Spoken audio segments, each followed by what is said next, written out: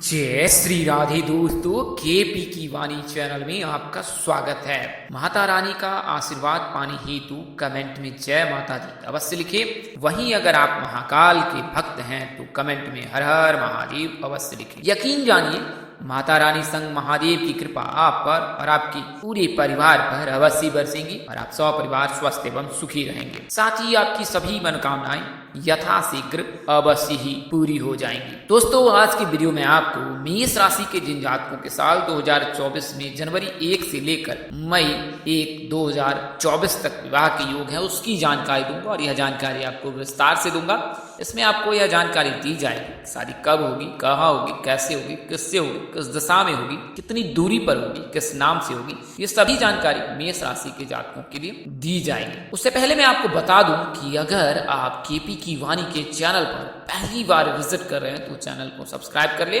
साथ ही bell icon को press करना ना भूले ताकि आपको सभी प्रकार की जानकारी सर्वप्रथम प्राप्त हो सके। दोस्तों, अगर आपको अपनी शादी के बारे में जानना है कि आपकी शादी किस वर्ष तक हो सकती है तो अपना और अपने पार्टनर का जन्मदिन हमें कमेंट करें। हम आपको यह जानकारी देंगे कि आपके लव मैरिज की संभावना कितनी अधिक है।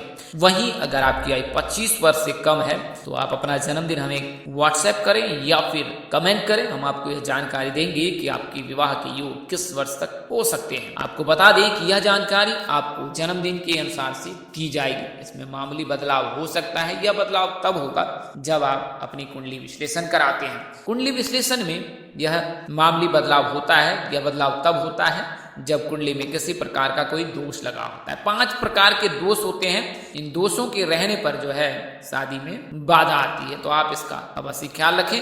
वैसे ही अगर आपको विवाह कुंडली बनवानी है तो आप संपर्क कर सकते हैं। हमारे यहाँ मामूली शुल्क पर आपको विवाह की कुंडली बनाकर दी जाती है। इसमें आपको आपकी शादी कब होगी, कहाँ होगी, कैसे होगी, किससे होगी, किस दिशा में होगी, कितनी दूरी पर होगी, किस नाम से होगी, किस राशि से करनी चाहिए, जीवन साथी का रंग, रूप, स्वरूप, स्वभाव और उनका करियर कैसा होगा, आपका करियर कैसा होगा।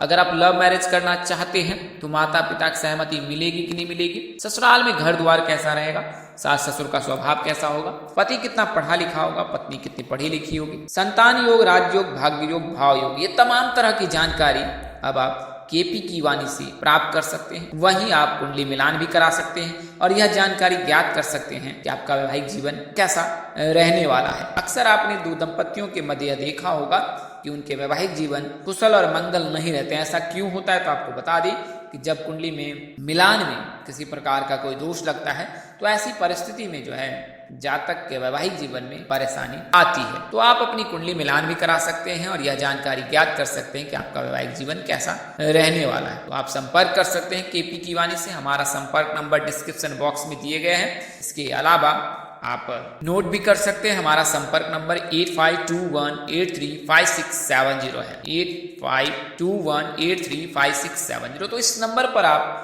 संपर्क कर सकते हैं और अपनी कुंडली से संबंधित सभी प्रकार की जानकारी ए से जेड तक प्राप्त कर सकते हैं। तो आइए अब वीडियो में आगे बढ़ते हैं। तो आज मैंने जैसा आपको बताया कि मेष राशि के जातकों के बारे में बताऊंगा। तो मेष राशि के जो भी जातक हैं उनके लिए वर्तमान समय में विवाह के प्रबल योग हैं और आने वाले वर्ष यानी कि 2024 में भी 1 जनवरी से लेकर 1 मई 2024 तक इनके विवाह के प्रबल योग है। ऐसा गुरु के राशि परिवर्तन के लिए हो रहा है। तो गुरु का जब राशि परिवर्तन होता है तो जिन जातक की कुंडली में गुरु मजबूत होता है उनके विवाह के योग बनाता है। इसके अलावा अगर जिन राशि के जातक की कुंडली में यानी लग्न भाव में गुरु विराजमान होते हैं तो उस राशि के जातक के लिए शुभ योग बनाता है। तो गुरु वर्तमान समय में मेष राशि में विराजमान है और मेष राशि के जातकों के लिए शुभ योग बन रहा है। इसके अलावा अन्य राशि के भी जातकों के योग बन रहा है, लेकिन मैं इस वीडियो में केवल मेष राशि के जातकों की ही जानकारी दूंगा। तो आइए उसके बारे में जानते हैं। तो गुरु 1 मई 2024 तक मेष राशि में रहेंगे और इसके पश्चात मेष राशि से निकलकर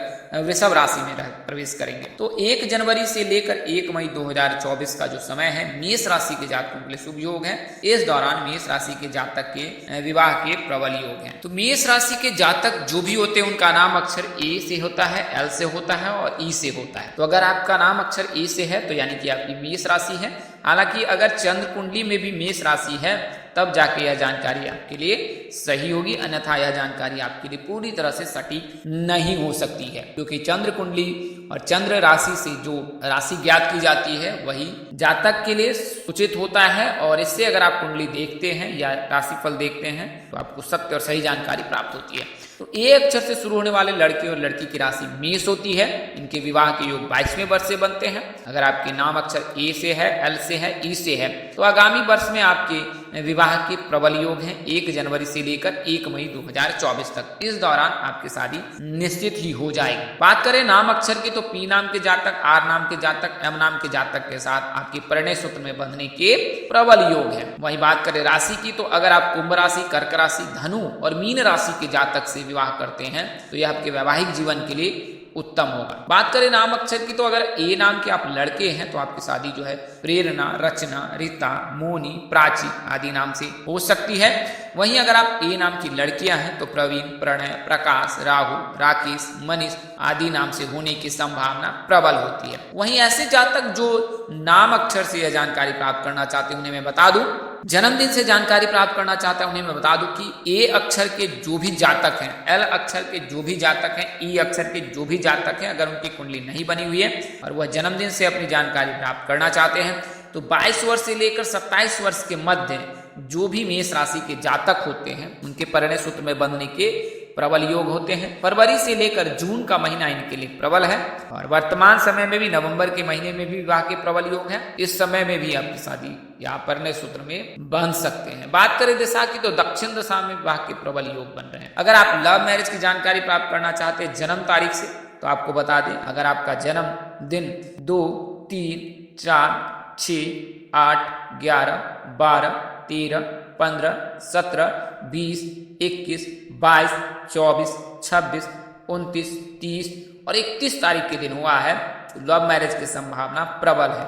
वहीं अगर आपका जन्म 1, 5, 7, 9, 10, 14, 16, 18, 23, 25 और 27 तारीख के दिन हुआ है तो आपके लव मैरिज की संभावना बिल्कुल ही नहीं है, यानी कि आपकी शादी जो है वो माता पिता के सहमति से होगी। आपको ग्रह से आप के आधार पर आपको बता दें कि अगर कुंडली के सप्तम भाव में बुध मौजूद है तो 20 वर्ष से विवाह के योग बनेंगे। अगर गुरु है तो 24 वर्ष से, अगर चंद्र है तो 25 वर्ष से, अगर शुक्र है तो 26 वर्ष से, अगर सूर्य है तो 27 वर्ष से, अगर राहु है तो 27 वर्ष से, मंगल है तो 28 वर्ष से और अगर शनि और केतु है तो 30 वर्ष से विवाह के योग बनते हैं। शनि और केतु के रहने पर जो है विवाह जान पहचान मध्यस्थ व्यक्ति और परिवार के किसी व्यक्ति की वजह से विवाह में बाधा आती है। बात करें जन्मदिन के हिसाब से यानी कि दिन के अनुसार के शनिदेव, अगर आपका जन्मदिन शनिवार के दिन हुआ है तो 17 वर्ष के बाद ही विवाह के योग बनते हैं। अगर आप दिन के अनुसार से देखना चाहते हैं तो रविवार के दिन अगर जन्म हुआ है तो 21 वर्ष से विवाह के योग बनेंगे। सोमवार के दिन जन्म हुआ है तो 20 वर्ष से विवाह के योग बनेंगे। अगर मंगलवार के दिन जन्म हुआ है तो फिर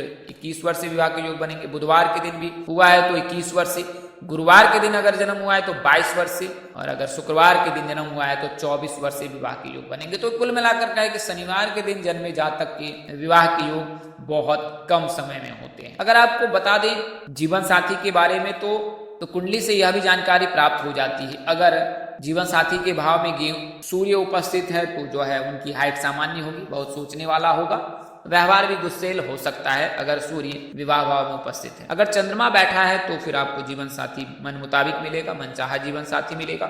उनकी आंखें बड़ी बड़ी होगी, उनका व्यवहार भी बहुत अच्छा होगा। अगर मंगल उपस्थित है तो फिर मन मुताबिक ही मिलेगा। अगर मंगल अशुभ है तो पति दुबला पतला होगा, बहुत चिढ़ने वाला होगा और साहस और उत्साह इनमें कमी होगी। अगर 7वें भाव में बुध बैठा है तो खूबसूरत और समझदार जीवन साथी मिलेगा। उसके हाव भाव भी बेहद रोमांटिक हो सकते हैं, बातचीत की कला में वह निपुण होगा।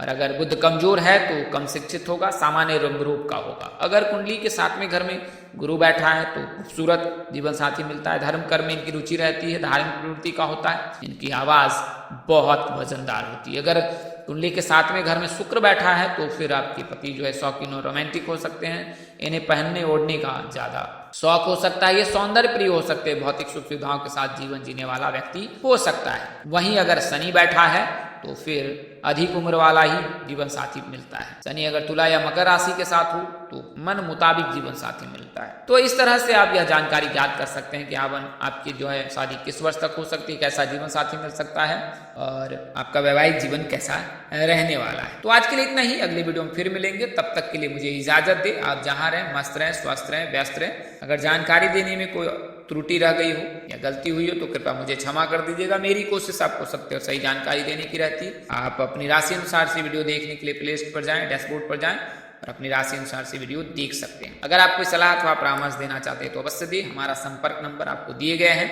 आप नंबर डिस्क्रिप्शन बॉक्स में नोट कर सकते हैं। आज के लिए इतना ही, अगले वीडियो में फिर मिलेंगे। तब तक के लिए नमस्कार, जय श्री राम दोस्तों, जय श्री कृष्णा, जय माता दी, जय वाहिगुरु।